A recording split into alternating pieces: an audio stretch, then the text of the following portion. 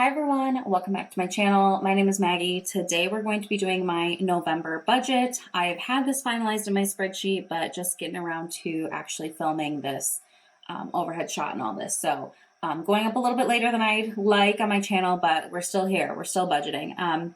But if you did not know, I just posted a video a couple days ago about how I use Google Sheets and all of these spreadsheets that I like to use. So I'm going to link that up above and down below for you if you'd like to check it out. But today we're going to stick with our paper. So let's go ahead and dive in. The first thing that I like to share with you guys is my calendar. So this is my Golden Coil planner. I love Golden Coil as a brand. I've been using them for a few years because you can customize your planner. It's not like a budget planner. This is my real life planner. But one of the customizations I made is that I wanted to have 2 different monthly calendars for each month. So this is my budget one, and then I have another one before that that has like my personal life on it. And I really love that I was able to customize that to have 2 monthly spreads every month. This is the monthly spread. Hopefully I'm all in frame here. So really nothing too crazy for the month. Everything for me in purple is a bill. So those are scattered throughout. Anything in yellow is a weekly type of calculation, like allowance type thing. So I give myself grocery money on Mondays. That's typically when I do the grocery shopping for my household. It's just my boyfriend and I, and then our cat. So I grocery shop every Monday, and then on Fridays I get my like spending allowance money because I typically go out on the weekends. We like to eat out on the weekends. We both have very high stress jobs, so it's just like a little bit of a break. And it works into my budget. It's the permission to allow me to go out for the weekends. So yeah, here you'll see like some time blocked off in this pink color. I do have a trip plan for Thanksgiving. I plan to share a little bit more about that as it comes closer. But generally during this period of time, I'm going to be not home, which is pretty cool. I'm really looking forward to this trip. I'm going to keep it a little bit of surprise yet, but that is happening. What else can I say? That's pretty much it. You know, we're going into the holiday season, so I definitely am going to be taking some additional time off of work and trying to relax. I hope you guys get the opportunity to do so too. But let's go ahead and dive into the actual budget now that we've looked at the calendar and kind of my overview of what's going to be happening. All right, so this is the budget sheet I use. It's just lined paper, and I draw it out before we start just to save a little bit of time. So this is my budgeted column. This is what we're going to be filling out today. I do a separate video after the month has closed, going over the actual percentages. I have some other tracker sheets. We do like my savings rate. It's really fun. I will link my most recently filmed one, which would be September, up above if you want to check it out. I do have a few changes coming to the October one, so stay tuned. Let's go ahead and start. So I budget off of my 9-to-5 salary. Well, I really work like 8 to 4, but my salary. So my salary for the month is, this is my take home, $4,359.53. And a couple of things here. So one, I'm a zero-based budgeter, which means that all of this, I budget down to the penny. All of this money has to go in one of these categories. Like every cent has to be allocated. I want to have 0 remaining at the end. The other thing I want to mention, as I highlight here, is that I'm a month ahead. So this money is already in my bank account. I get paid twice a month because I'm a salaried employee. So I'm paid on the 15th, and when it comes in, it just sits there. And then I'm paid on the last business day of the month. It comes in, and then on the 1st, I do everything. And I do have a video about like how I manage all of that because I'm a cashless budgeter. I don't do cash, so I can link that video if you're interested to see how I manage all of that. So let's start with the expenses section. This doesn't change too much. So my mortgage, $1,011.86. My association dues, $239.52. My association is fantastic. I've had a really positive experience. They take care of things that I don't want to, like snow removal, lawn care, the siding, the roofing. I also have my internet and cable bundled up because my neighborhood, we have over 100 units. So of townhouses, I should say. So we got like a group rate. And so my internet and cables in there too. So it's really great for me. I've only had a positive experience, like I said. Insurance. So this is my car insurance, my homeowner's insurance, and I have an umbrella policy, which is just added coverage. So $185.20 is the total for all three of those in the month. I do track them like separately in my calendar, but for the sake of here, I roll them up. Okay, utilities is getting, let's see here, $67.18 this month. So if you don't know how I handle this, I have $300 set aside in my bills bank account, which is where I have like all my auto pay stuff linked up. And I hold $300 there. I let my utilities come out, and then I look at how much came out in October, and that's how much I need to put in for my November budget to bring it back to the $300, because I don't have all of my bills typically by the time I'm finalizing my budget for the next month. So this has been a game changer for me. I've been doing it for years. It works really, really well. So yeah, 67.18 came out last month, so that's what I need to put in this month to bring me back to that $300 mark. My phone, I don't even know what's going on. I feel like the cents here is always changing. So my app tells me that it's 84.21 for the next one. It's been 84.51, 84.45. It's been all over the place. So I'm just going off of the Verizon app. It's like $85 basically, so who cares? It's just the change that kind of gets thrown off.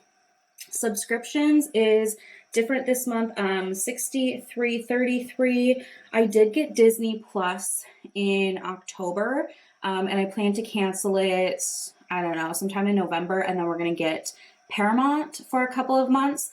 We have some like standard subscriptions, Spotify, the Met On Demand, Netflix, and Amazon Prime that we use, but now that there's all these other streaming services, one of my friends said that she's just kind of like picking one, watching everything she wants to watch on there within like the quarter, and then she cancels it and gets a new one.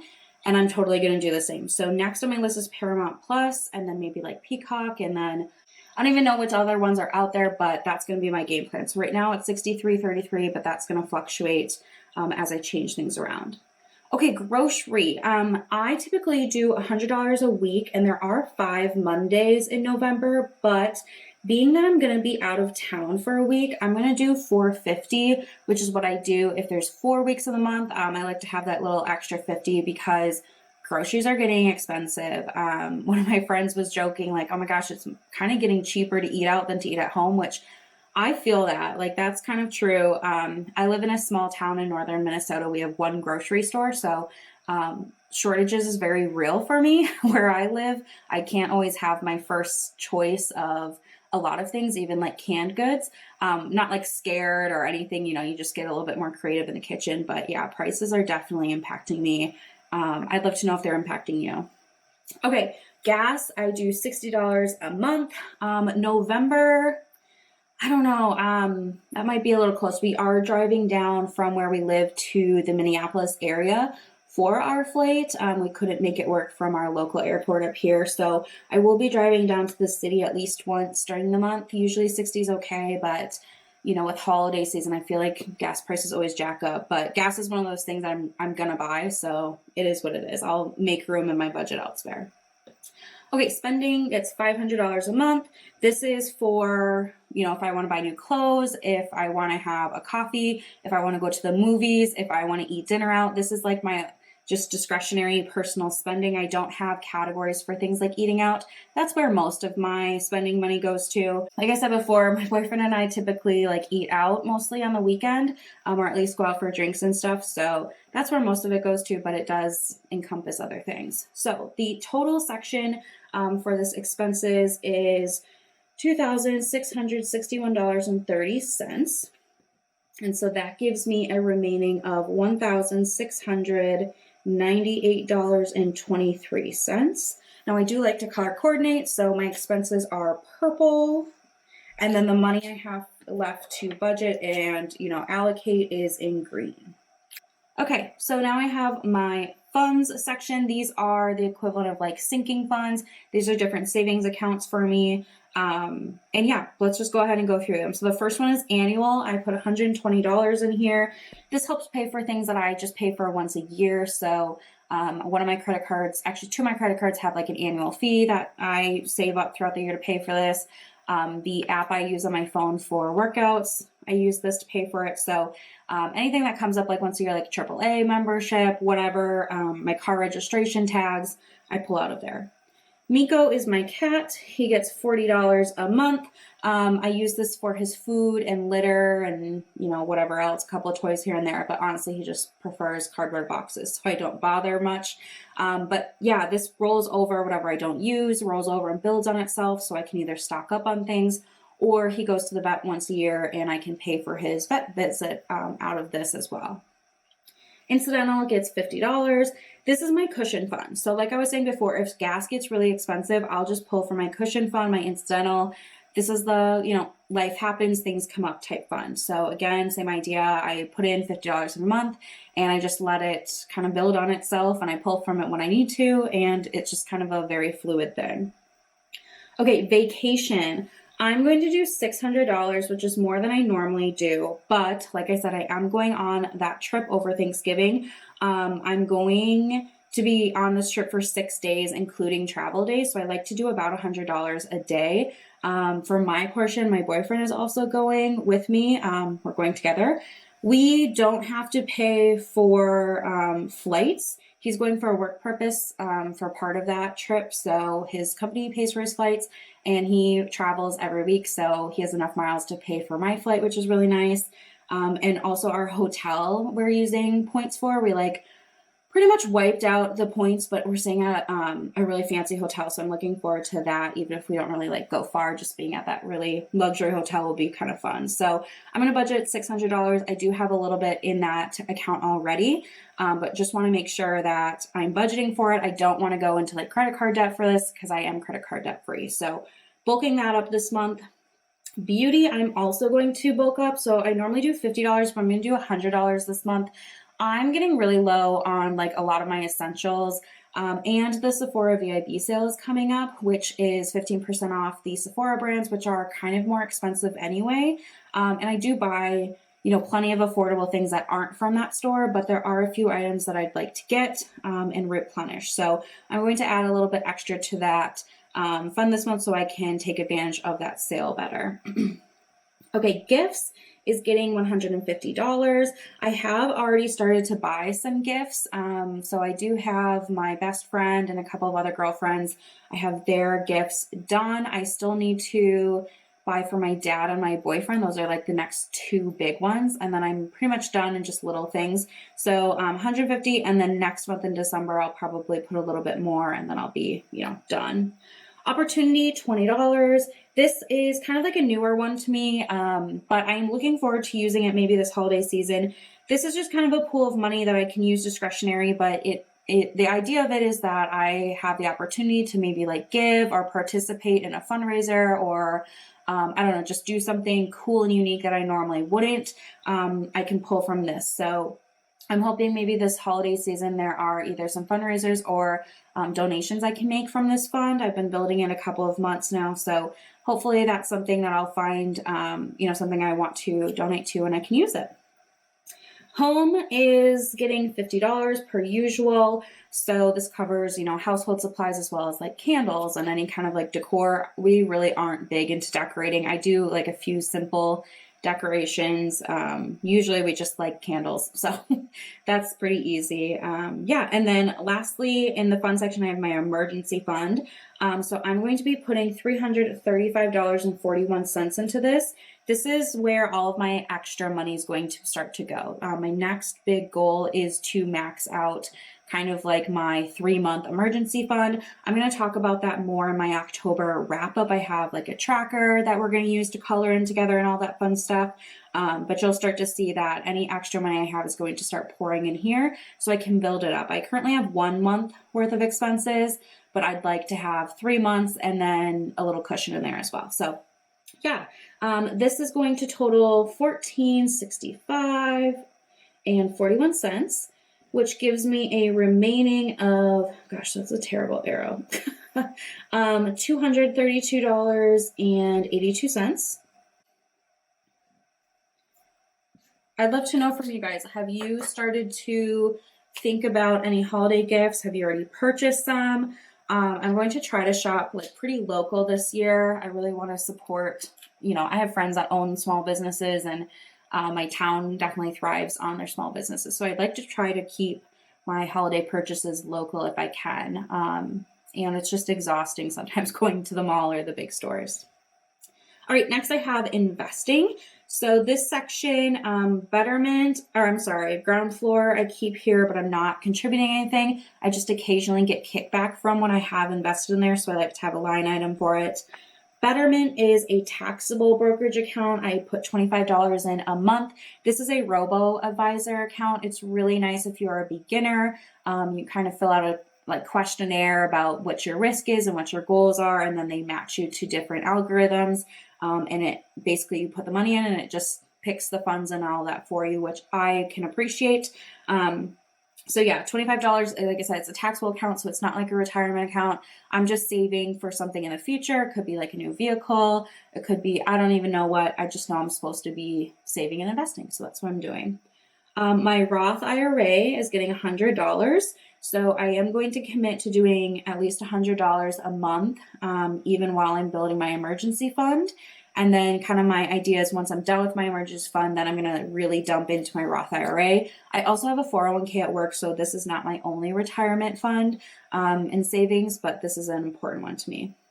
Lastly, we have my HSA. So if you've been around for the last couple of months, you'll hear me talk about this, but in quick summary, I switched employers and have the opportunity to have a high deductible health plan, which means I have a health savings account. There is an annual limit to how much you can put in there, and I really want to make sure I'm hitting that limit. So this year it's $3,600, so it's really not like that much. I do have money pre-tax coming out of my paychecks already, but I did have like a bit of a catch-up that I have to account for. And so you can put in post-tax dollars, which is what this will be. So after this, I just have like $5-ish. I was going to max it out this time, but how my benefits are pulling money, I don't really know what's going to happen in December because they're pulling like weird amounts lately. So I'm just going to hold off on the last $5 because I might not actually be able to put the full 5 and I don't want to overfund. It's all this stuff. Anyway, yeah, this was a big goal and I'm finally pretty much done with it. So now I'm moving on to the emergency fund. All of that to say, investing total $152.82 as the total, which means I have a remaining of $80. And this month I am going to be cash flowing something, which is exciting. Let me highlight this first. I'm getting excited over here. Okay, so I'm leaving $80 to cash flow. I am going to be purchasing my 2022 planner. Like I said, I love my Golden Coil planner. So yeah, I definitely want to purchase a new one. The last couple of years, I've been buying it on Black Friday or like Cyber Monday when they have, I don't know, some sort of percentage off. I think last year it was either like 10 or 15%. So my plan is to purchase it again. That gives it, like a month to get to me and all that good stuff. So it's not always the end of the year. Sometimes I get it sooner, but it's nice to have that kind of ordered and ready to go for the next year. So that's going to be cash flowed. So this total is $80, which leaves me with $0 remaining. So let's highlight that. Pretty exciting, but that's how I worked my zero-based budget this month. Really happy and pleased with what I've been able to do. I've talked about this before, but over the summer I became credit card debt free, and it just amazes me how much money I'm able to put towards my funds, towards investing every month.